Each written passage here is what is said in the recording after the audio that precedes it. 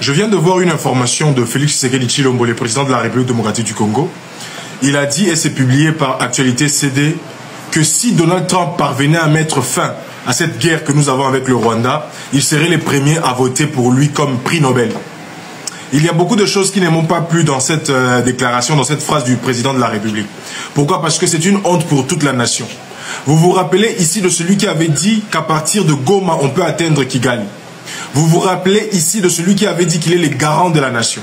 Vous vous rappelez ici de celui qui avait dit qu'on va envoyer une riposte rigoureuse. Vous vous rappelez ici de celui qui avait dit qui peut m'empêcher moi. Vous vous rappelez ici de celui qui est le président de la République et qui avait dit que Kagame azoko kalisu sukota la enami soute. Alors on a eu un problème, mais on voit que notre président est heureux de décharger sa charge sur un autre président. Ça veut dire que les garants d'une nation attendent à ce que les garants d'une autre nation puissent l'aider, puissent le soutenir à finir la guerre. Et il est content de ça. Ce qui veut dire que s'il n'y a pas de Donald Trump, le Congo va continuer à souffrir parce que seul Tshisekedi ne pourra pas face au Rwanda. C'est ça le message qu'il veut nous passer. Et ça, c'est une honte pour toute la République. Ba accord nyoso eyaka na ba date ya mise en application. Na ba accord ya États-Unis oyo baza ko signer Rwanda na RDC, ba date ya ba accord wana ba date ya mise en application ya mise en œuvre, ça fait sombre ezate. Pona ko retirer ba troupes rwandaises oyo soi-disant baza na Congo, il nous faut une date. Et ko sala combien de temps? Et ko banda mu kolonini.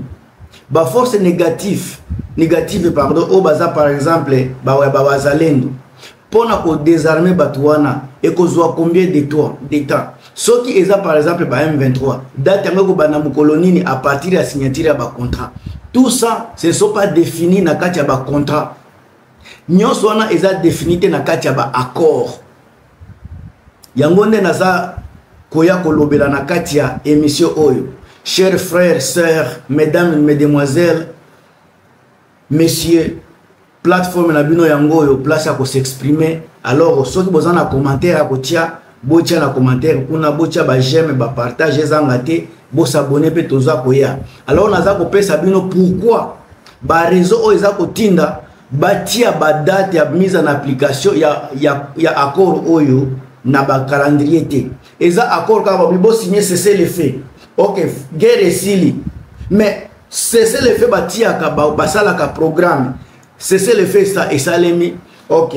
Bah FDLR, bah qu'on retire bah mon date boy. Après un mois, après 2 mois, cesser le fait. Bah tout M23, Moussala positionnement na bango zanini. Bah tu as FARDC, boko sala boy. Nyonso wana ekendeke na ba étape. Pourquoi baza kucha yangote? Yangonde toza kolobela encore une fois na katia émission. Alors et loko ya liboso na kopimisa na koloba na kati ya ba clause loko za kosala ke batia ba makambo wana te na nzela batia ba date te. La première chose c'est la nature des accords volontairement flou. Eza ba accord o eza flou. Naza kopesa bino ba détail. Les accords signés sont souvent appelés les accords de principe ou les feuilles de route. Pas de traités exécutoire. Cela signifie ils viennent à montrer une volonté politique de paix ou de coopération. Ils laissent la mise en œuvre à des négociations futures. Aucune partie n'est juridiquement liée par un calendrier rigide. Exact.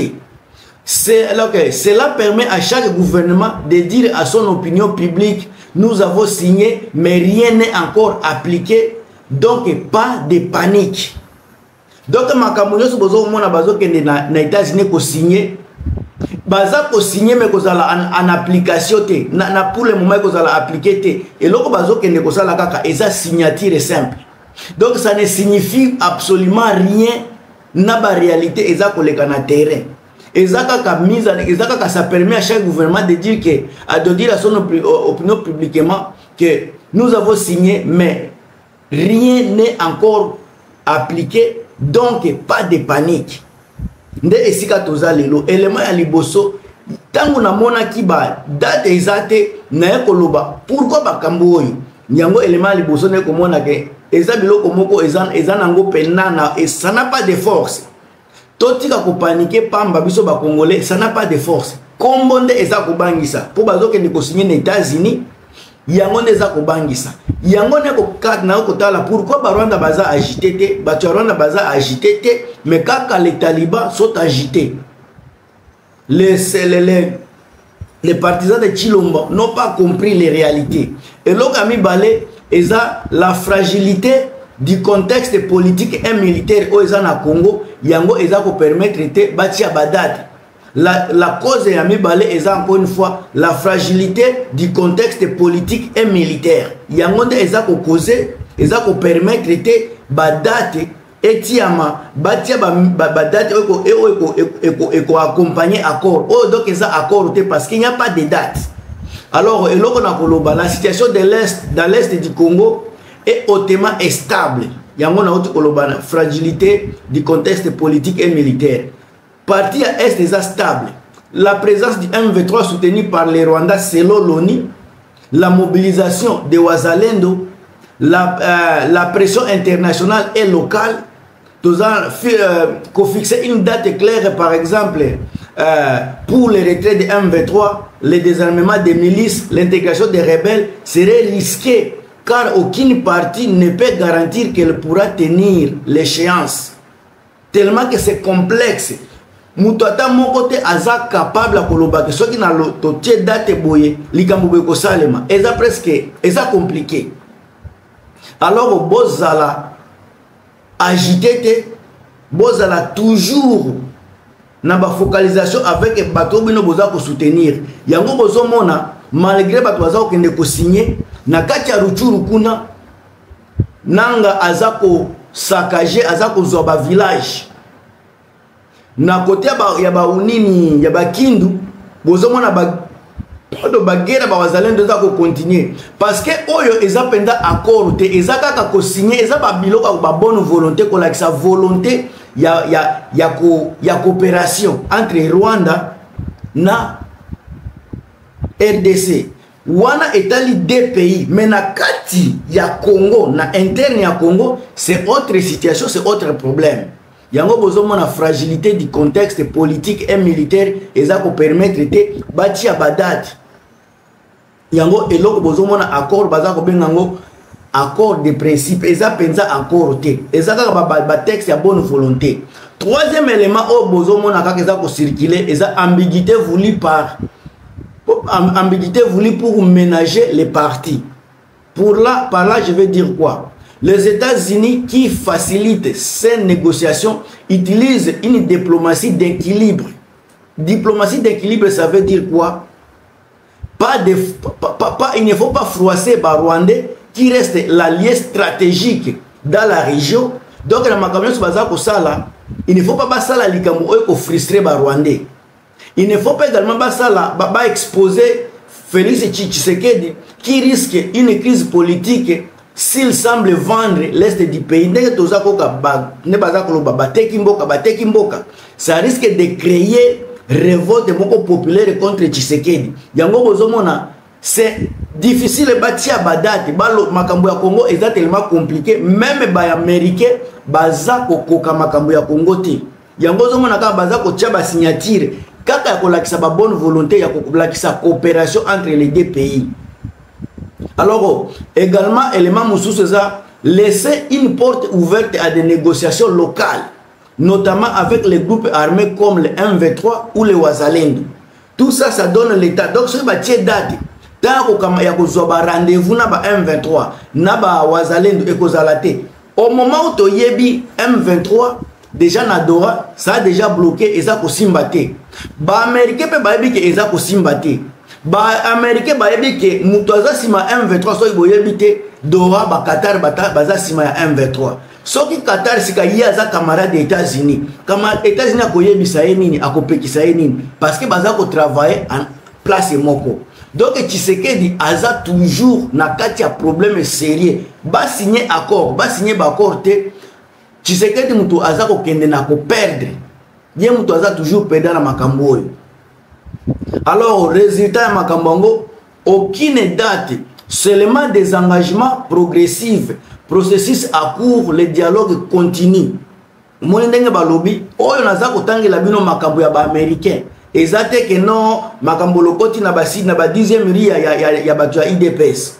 Mususu, 4e élément oyo eza kosala ke ba date ezalate, eza calcul électoral et géopolitique. Une fois encore, calcul électoral et géopolitique. En RDC, Tshisekedi ne peut pas apparaître comme ayant cédé aux pressions du Rwanda avant d'avoir un consensus national ou militaire solide. Au Rwanda, Kagame veut conserver l'avantage sur les terrains militaires avant de faire une concession visible. Les États-Unis veulent éviter un échec diplomatique en forçant une date qui sera inévitablement violée. Les États-Unis ont invité échec diplomatique. Pour naé soki makambo e simbite eza échec pour naé. Yango aza ko précipiter makambo oyo. Aza ko sala ngona volonté na yete. Aza ko lukisa kaka ba récite diplomatique. Yango bozomona aza ko forcer. Mais na ndenge bozomona ndenge balobi, ils veulent éviter un échec diplomatique à force. Aza ko forcer pour na ko éviter échec diplomatique. Tant on a koyebisa bino bandeko makambo ya Congo ezana ba kwak oyo bino boza ko comprendre te ba kwak eza ebele tozo continuer élément mususu nata ko pesa bino eza marge de manœuvre pour la diplomatie secrète. Marge de manœuvre pour la diplomatie secrète. Bato ebele oya Chilombo bayebi ke ba diplomatie secrète esalemaka. Awa bozomona bato baza ko solola na ba télévision mais kuna na sima ya ba caméra bato baza ko solola. Négociation zo kende ezongi ezongi. Tomona ki nani Muyaya zalaki na Goma. Tomona ki photo azokanga na Corneille Nangaa. Donc batinda kiye et pas ya Tshisekedi ba négociation za kotambola to moni ministre so gouverneur ya Sud Kivu oya ya Chilombo azui courage oke kotala Kabila na niveau ya nini na niveau ya Bukavu wana ezola kisa ba négociation za kotambola na se ya mesa Tshisekedi za kotinda bato de gauche à droite juste pour na ko luka moyen nini ako sa sortir na kati ya makambo oyo. Alors tant on a lobby marge de manœuvre pour diplomatie secrète. Ça permet, donc ce qui va accord, les accords sans date, et ça peut permettre de continuer des tractations secrètes. Exemple, échanger des prisonniers, retrait de M23, retour des réfugiés, de telles choses. Autre également, c'est d'ajuster les actions en fonction des événements sur terrain. Moussou se de tester les bonnes foi des partis sans pression de calendrier. Ozomona. Wanande makambu ezoleka na niveau ya ba accord o ezangi ba date et puis ce qui to lobby absence ya ba date précise dans les accords RDC Rwanda permet aux partis na pesa bino conclusion de garder le contrôle politique face à leurs opinions internes ezo pesa mutu na mutu a garder banini contrôle na politique na ba opinion interne et ça peut permettre peu co-inviter ba engagement juridique contraignant qui ne peuvent pas assumer et ça peut permettre peu mutu na mutu za la libre za la tête ko ya ko pesa promesse oyo okoka ko assumer te. Également surtout laisser le temps aux puissances étrangères comme les États-Unis à gérer les rapports de force sans crise immédiate. Wana ezaba élément oyo et la kisi ezola kisa pourquoi nani les accords entre les Rwanda et le M23 n'ont pas de date. Ba date nyoso ndenge na uti ko pesa la bino awa na ba élément 5 on apesi ezaba nature ya ba accord yango moko ezako permettre te bati ya date nature ya ba accord qui vise à montrer une volonté politique de paix ou des accords. Nature accord en il laisse la mise en œuvre à des négociations futures. Encore une fois, aucune partie n'est juridiquement liée par un calendrier rigide. Cela permet à chaque gouvernement de dire à son opinion publique comme dans le lobby la Kebino. Élément mususo na lobaki. La fragilité du contexte politique et militaire. Est-ce qu'il y a un lobby qui présente M23 soutenu par les Rwandais selon l'ONU, mobilisation de Wazalendo, pression interne et internationale, fixer des dates claires, par exemple les retraits, il y a M23, désarmement, il y a la milice, intégration à rebelle. Ça ne va pas prendre seulement un jour, ça va prendre beaucoup de temps. Alors on donne l'État en temps pour gérer la situation. La personne qui a une ambiguïté voulue pour ménager les partis. Alors, n'est pas froisser les Rwandais qui reste un allié très stratégique dans la région, n'est pas exposer Tshisekedi qui risque une crise politique qui semble vendre l'Est du Congo. Il y a également laissé une porte ouverte à des négociations locales, notamment avec des groupes armés comme les M23, les Wazalendo. L'autre point, on appelle ça qui a la résumé à calcul électoral et géopolitique. On appelle ça qui en RDC, Tshisekedi ne peut pas apparaître comme ayant cédé aux pressions du Rwanda avant d'avoir un consensus national ou militaire solide. Et puis, camper na kana ya lingi pe azala abi makaka mobali quoi. Au Rwanda également, Kagame veut conserver l'avantage sur les terrains militaires avant de faire des concessions visibles. Il y a pas de camper na bakana malgré cela magik bazako solo là. Et ça ma bonne volonté.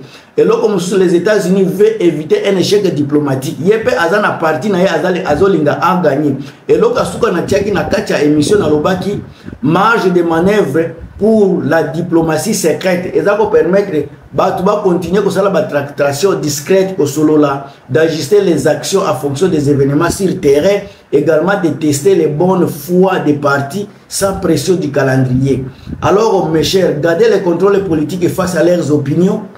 Éviter un engagement juridique contraignant qu'ils ne peuvent pas assumer et surtout laisser le temps aux puissances étrangères comme les États-Unis de gérer les rapports de force sans crise immédiate. Alors, bandeko, bomoki et puis boyoki pourquoi badate et pesamité. Ngam tunabino Gilmas, naza koyekola toujours les enjeux politiques en boka nabiso, mais eloko na kusenga nabino boko melangai bochelanga ba commentaire na kati. Il y a boîte à commentaires qui permettre de se développer mentalement, psychologiquement et puis intellectuellement sur ma cambouille politique. Bon aimer cette vidéo, bon s'abonner, bon partager. Surtout, n'oubliez pas que vous allez toujours merci à vous tous.